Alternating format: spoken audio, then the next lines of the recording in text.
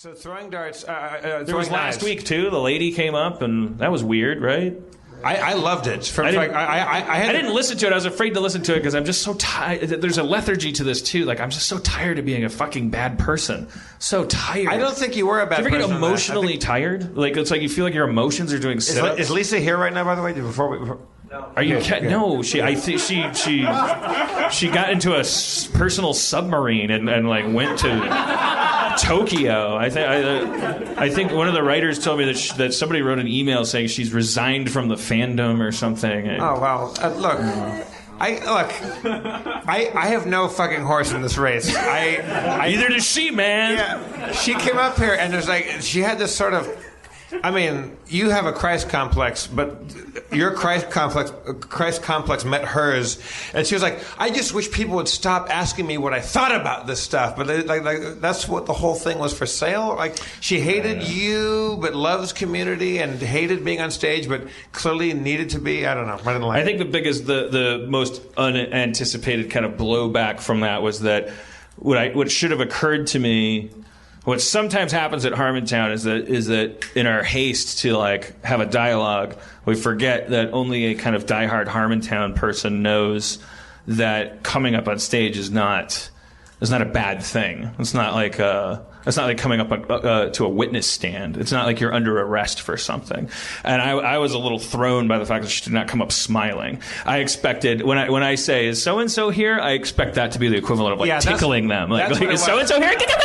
And I said, is so-and-so here? And she was like, well, I don't know. I mean, and it was like, oh, shit, we fucked up. And how do you do a red wire or blue wire? And it didn't matter. Just because I am not skilled at that. Does that mean that she's never heard of Harmontown? Like she only loves community and never heard the show? I don't know. I don't know. Yeah, the first thing that like I noticed was that she came up and it was contentious. Like she came up in a very cross-looking kind of posture. Yeah. It's a shame. It's a bummer. Did that? What was the fallout for you from that? There hasn't been any. I kind of like I've taken the opportunity. I was like, you know what? I gotta. So many people I've talked to. I'm still on Twitter because Twitter seems pretty safe. It's just sort of like this trickling stream of garbage, you know. Like you can't really mix it up or like write an essay about how someone should be crucified or something on Twitter. It doesn't work. So I've been trying to wean myself off of, and this is such a sad thing to me. Like I grew up on the internet. So if somebody's writing the world's lowest stakes biopic, you got to circle the irony here that from the age of 13, like I was learning to interact with people on computers and always wanted to write television and ended up out in LA writing television in an era when this internet thing that I had grown up on was actually starting to impact television, and ended up at this weird crossroads where I had the first TV show that was sort of so loved by a previously unmeasured demographic that it actually was able to stay on the air, but at the same time was sort of like it's just such an odd, weird, swirling thing. It was like my accessibility was became like part of a product.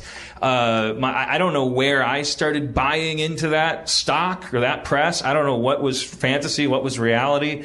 I just always knew. I still know one thing, which is that I would rather die than not be able to talk about how I feel, and especially not in that medium that I understand, where I can truly express myself, which is the typed word. And so that's always going to be a deal breaker for me. But the tragic irony of this whole thing is like coming around to finally like I'm back I'm on the page now of all this like I just got to get these suitcases in my hand, standing outside the internet, going like, "What happened?" I guess I'm just gonna go. I'll just go do what rich people do. I'm just gonna shuffle around my house in my slippers and like maybe I'll buy a boat. And I'll just be like Instagramming me on a jet ski because I'm like, this is the life. This is what life is. But that was never what life was for me. Life was sitting in forums and talking. But about jet stuff. skis were built so that you could not take a selfie. Right.